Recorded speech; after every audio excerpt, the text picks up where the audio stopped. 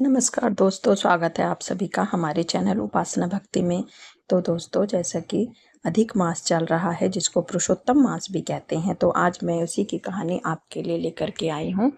अगर आपको वीडियो अच्छी लगे तो चैनल को सब्सक्राइब जरूर करना और वीडियो को शेयर भी जरूर करना।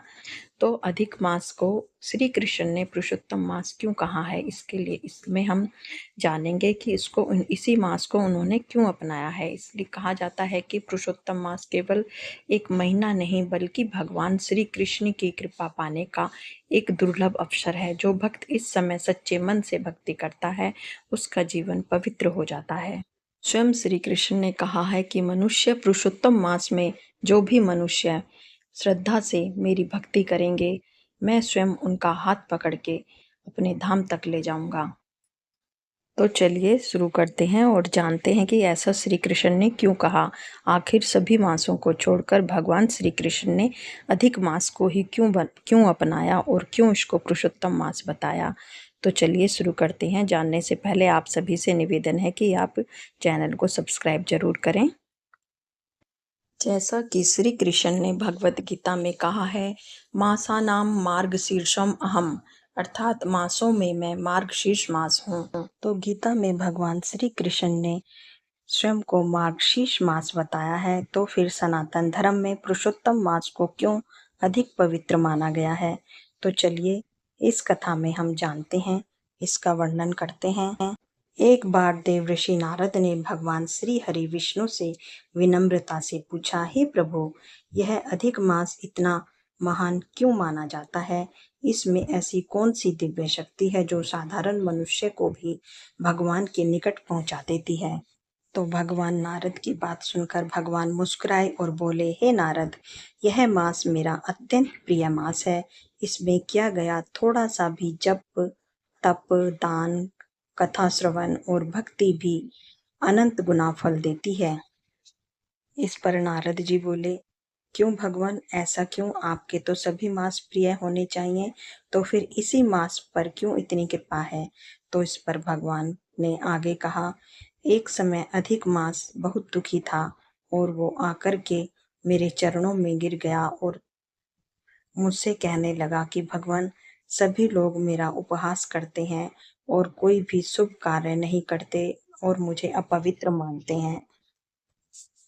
कोई भी मुझे शुभ नहीं मानता। ऐसा कहते कहते वह रोने लगा और बोला, हे प्रभु, मेरा जीवन व्यर्थ है। कोई मेरा सम्मान नहीं करता, तो फिर ऐसा जीवन जीने का क्या फायदा? यह सुनकर भगवान विष्णु का हृदय करुणा से भर गया और उन्होंने अधिक मास का हाथ पकड़ा और कहा, आज से तुम कोई साधारण मास नहीं रहोगे। मैं स्वयं तुम्हें अपना नाम देता हूँ। अब संसार तुम्हें पुरुषोत्तम मास के नाम से जानेगा। इतना कहते ही अधिक मास की आंखों से आंसू बहने लगे। फिर भगवान विष्णु उसे लेकर दिव्य गोलोक वृंदावन पहुंचे। वहां का अद्भुत दृश्य था।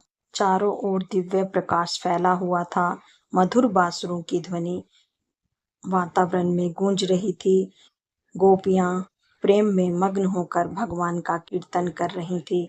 बीचों बीच भगवान श्री कृष्ण रास मंडल रचा रहे थे और अपने मनमोहक स्वरूप में विराजमान थे। भगवान श्री कृष्ण ने अधिक मास को अपने पास बिठाकर कहा, जो भी भक्त इस मास में श्रद्धा से मेरा नाम जपेगा, कथा सुनेगा और दूसरों की सेवा करेगा, मैं स्वयं उसके जीवन के दुख दूर करूंगा। तो तभी से अधिक मास को अधिक पवित्र और पावन महीना माना जाने लगा, क्योंकि श्री कृष्ण ने इसको अपना नाम दिया है पुरुषोत्तम।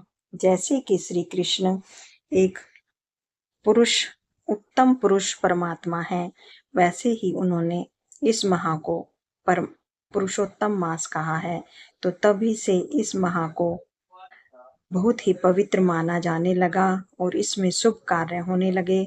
और कहा जाता है कि भगवान श्री कृष्ण का जो भी अधिक से अधिक सिमरन करता है और भक्ति करता है, उसे श्री कृष्ण भगवान अपने धाम ले जाते हैं।